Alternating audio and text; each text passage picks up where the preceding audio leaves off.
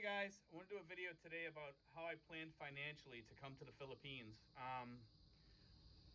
While I was home, I did a lot of things to plan for this. It took me a good 3 to 4 years of planning outright for everything, and I planned down every last detail. I planned like if I paid my insurance ahead, like they always charge you for ahead. I knew like I would get like a small refund coming back.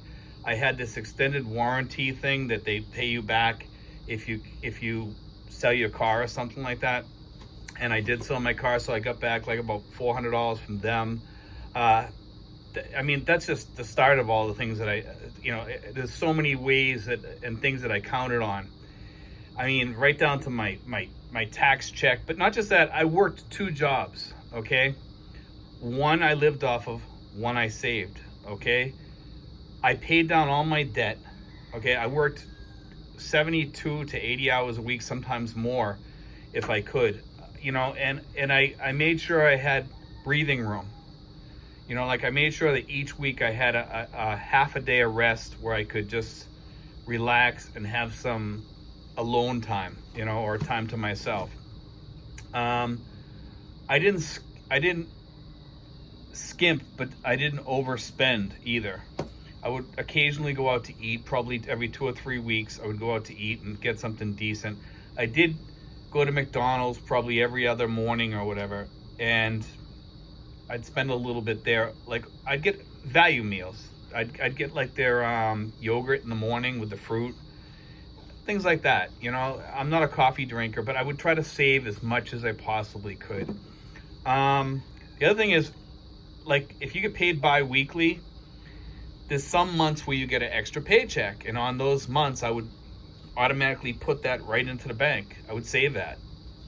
And I was always trying to pick up some extra overtime if I could.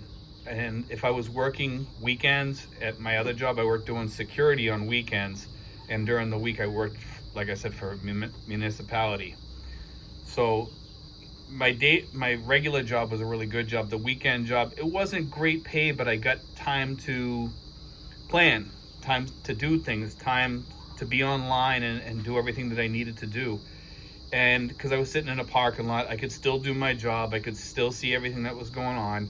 You just sat in a car on weekends and basically watched a parking lot. And I kind of like asked for that job. I got it. I did my rounds. I did all my work, but I was able to do all my planning, to plan everything out, write everything out. I had a whiteboard in my room with a check off things for all the things I need to do for my, SRRV visa. The whiteboard was key. The whiteboard was key to my success. I had to check off things of all the things I needed to do before I left. I started getting rid of things also, and if I could sell them, I would get extra money off those things. When I came here, I came basically with 2 bags and a small like carry-on piece of luggage with not much in it. But I came here with 2 bags, and I took a picture of those 2 bags when I left, and to remind me how much we really need in life. We don't need a lot. Nowadays that I'm here and I'm settled, and I'll be here probably for the rest of my life. I have a lot more stuff here. I won't say I have a lot more. I have quite a lot of stuff here, but not a ton. I can still move fairly easy. Most of the stuff that I buy is not that expensive. If I had to pick up and move to another island, it wouldn't be a big deal. I'm very comfortable here. When I came here, I had a lot of money in reserve, and I was able to do all the things that I planned. And I wrote all that down when I was doing my job. And I highly recommend, guys, if you can get a security job somewhere where you don't have to do a lot of work, where you can plan things, write down like the basic cost of what it's going to cost for things when you get over here, how much you're going to need to like for a bed, for instance. You need to pay for that as soon as you get here, unless you get a furnished apartment.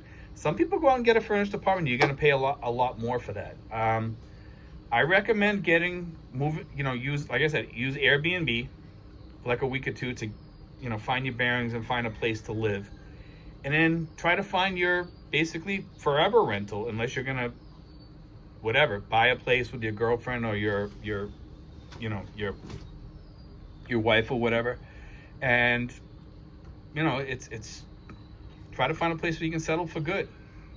Make sure you're happy there. You know, I highly recommend renting, guys, because it's so cheap. It is cheap here. Renting is exceptionally cheap. If you're gonna move to an expat place, you're gonna pay a lot more. You know, most people come over here to live fairly reasonably and cheap because they're retired. You know, and I don't let retirement hold me down. I mean, I was lucky I retired early, so I didn't get as much when I retired, okay? And, you know, I mean, I've had some things along the line here where, you know, I'm very blessed and lucky here in so many different ways. I mean, it's unbelievable. But if you save, you know, to come here and you have at least $10,000 to $50,000 in the bank, that's way more than enough, guys, for you guys, you know, for emergency fund, I think. You know, as long as you have like PhilHealth and stuff like that. Plan for this stuff. Plan for your health insurance when you get over here, at least to pay a year in advance. Plan to have at least 1 year rent in advance. Okay, put that in your budget to save for all this stuff when you come over here, because it's in your best interest to have that stuff in advance. Plan to have money for Airbnb for a few weeks or whatever, to find your place or whatever that you want to find. And go to the place that you want to be. If you're a veteran and you need to be near the VA clinic here, then obviously you're going to need to be near Manila, unless you're willing to travel, you know. But have travel money aside. That can be very expensive. You're talking about staying overnight in Manila. If you're coming up from Mindanao or Siargao or whatever, you know, I mean, if it's only once a year, it's not bad. But if you have to go see a doctor every 3 months or something like that, it can be a bit expensive because they don't reimburse you. You know, they used to reimburse you here. They don't reimburse you here. You know, but those are some of the issues. That's why I tell people, everybody here that's coming here, save money. Have as much money as you possibly can in your bank account back in the States. You know, we talk about the other things like make sure you tell your bank before you leave and all that stuff. I mean, I've done videos about that already. Please make sure that you tell your bank that you're moving to the Philippines, and also put a power of attorney on that account and give them a copy of the power of attorney at the bank. Otherwise, they won't do anything for you unless they have a copy of that before you leave. Every bank is different. Be careful, because you don't want to run into any problems, you know, where you can't use your bank account for one reason. It gets locked down because you're using your ATM out of the country for too long or something. And usually when you tell them that you're going to use your ATM out of the country, every year you have to call them up and say, hey, listen, you know, my ATM card, I can't use it over here. You know, put a note on your account that you live in the Philippines. You reside, don't say live, reside in the Philippines, you know. And, you know, put all your pensions, once you get here, and this is the biggest thing I can tell you to save money on taxes. And I've said this in some other videos too. And this will also help you financially succeed over here, because otherwise you're going to end up paying state taxes. Is when you leave and you get here and you have a permanent address, change all your pension addresses to the Philippines and tell them you no longer want to pay state taxes because you no longer reside in a state, so you don't need to pay state taxes. And by using this as your address, they won't give you problems, because they give you problems. If you have a forwarding address, they say, well, we have to pay taxes to this, you know, and that's why we send out the, whatever it is, that you know, all your tax stuff. Guys, you got to protect yourself, because these pension companies are known for really messing up things for expats, okay? But anyway, guys, I mean, you really, I can't stress this upon people enough when they come here, is to have money.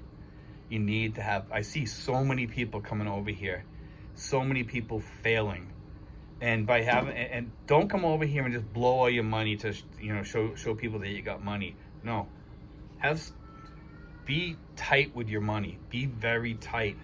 Negotiate everything. Be, you know, like negotiate with people, because people over here are used to that. They're gonna try to charge you what they call Kano prices, which is like short for Americano. I would take it. But anyway, they try to charge you Kano prices at some of these places here. And make sure your girlfriend's with you to help you to know when you're getting ripped off or something, okay? Because if they see that a girl is with you, usually they won't rip you off. If they see you alone, they're gonna overcharge you. They're gonna overcharge you. Okay, so just be aware of that, okay? You know, some of the other things that I did to save money. One of the other things I did was I get paid through my municipality. I get paid my vacation time, my sick time, my personal time. All that came to me in my last check. So I got, you know, in my last checks, I should say. I got that in my last checks. Okay, and that was a substantial help also. You know, that boosted me up. I think it was like almost $10,000 or something like that in total, between the vacation time, the personal time, the sick time that I had saved. I had quite a few days, and I got paid for all that, and it was a good sum of money, and it was a big boost for me. And the other thing is, while I was saving also, is I paid off my debt. I can't stress, guys, paying off your debt is huge. If you know, and what I did was, in the beginning, was I broke it down. I went on, I think the name of the site I went to was bankrate.com. They have like bank calculators. I want to say that's what it is. I'm not 100% sure. There's tons of calculators on there for figuring out how to pay off credit cards. You can just type it into Google and they'll take you to these places. You just type in the percentage, like if it's 18%, you're paying interest, and that you want to pay it off in 36 months or something like that, and it'll tell you. I remember on the last month how good I felt, because everything happened, and because of all my planning, everything came into play that month, and it all fell right into that slot, you know. And it felt so good having debt paid off, having all that paid off. It was phenomenal, you know, because I had all my credit cards. I had my car. I sold about a week before I left. I went down to see this guy, and I talked to him over the phone, and I says, hey, listen, this is my car. I had typed it in online, like how to sell your car or whatever. And I talked to the guy on the phone, and he says, yeah, bring it down. I says, listen, this is the deal. I says, you know, all I care is that the car gets paid off. If I can make a few bucks on it, I'm happy. You know, what will you pay me? Will you pay me this much? Because I had gotten other offers that were really low, because for whatever reason. And this guy, he wasn't a rip-off artist or anything, and he goes, absolutely, I will give you that for that car. He says, that's a very popular car. It was a Toyota Corolla.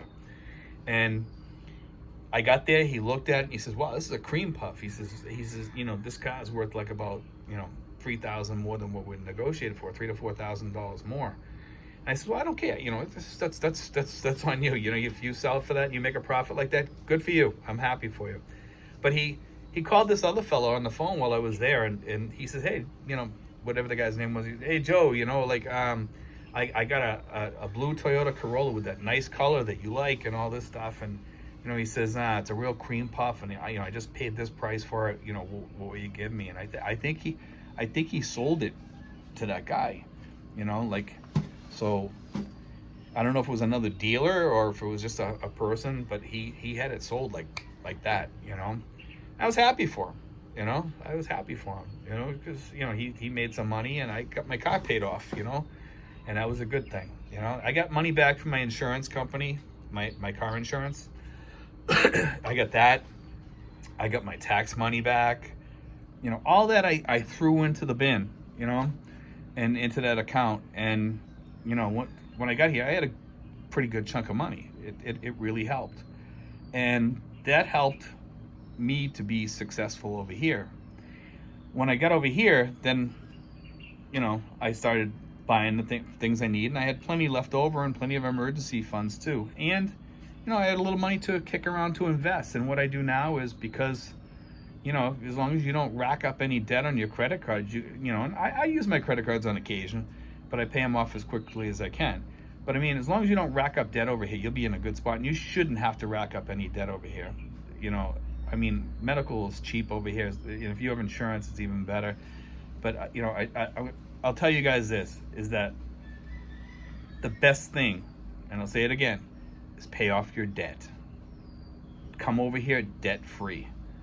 Come over here free of any encumbrances from back home if you can. Sell off your houses back there, unless you plan on going back and forth or something like that. But I mean, if you plan on living here permanently and don't plan on going back that much, sell all your junk back home. Get rid of it. You will feel so good having your bank account filled with money, and use it for investing. You know, like, and invest safely.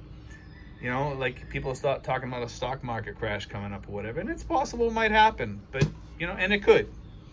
So I would say invest half like in dividend stocks and you know, maybe a couple of Tesla stocks or something, and put the rest, you know, in cash for if there's a stock market crash, because you can make a ton of money on a stock market crash because you're buying all your stocks cheap. And nobody knows the bottom, but I do know this, that all stocks come back. Most of them. A good chunk of them. Usually the stock market always comes back in a good way, you know. But anyway, guys, I just want to throw that out there, and God bless, guys. I hope that was a help to you. I hope that gave you some information that might help you, and we'll talk to you guys soon.